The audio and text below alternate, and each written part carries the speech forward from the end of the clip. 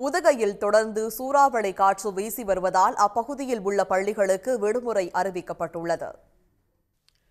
நீலகிரி மாவட்டத்தில் கடந்த வாரம் கனமழை பெய்து வந்த நிலையில் 2 நாட்களாக மழையின் தாக்கம் குறைந்த நிலையில் சூறாவளி காற்றின் வேகம் அதிகரித்துள்ளது. குறிப்பாக உதகை மற்றும் அதன் சுற்றுவட்டார பகுதிகளில் முன் எப்போதும் இல்லாத வகையில் பலத்த காற்று வீசி வருகிறது. இதனால் மரங்கள் முறிந்து வீடுகள், மின்கம்பங்கள் மீது விழுந்ததால் மக்கள் அச்சமடைந்துள்ளனர். சாலைகளிலும் ராட்சத மரங்கள் விழுந்ததால் போக்குவரத்து பாதிக்கப்பட்டிருக்கிறது. ராட்சத மரங்கள் விழுந்ததால் லாரிகள், மினி பேருந்துகள் சேதமடைந்துள்ளன. பார்த்தீங்கன்னா அளவுக்கு அதிகமாக மழை இருக்குங்க.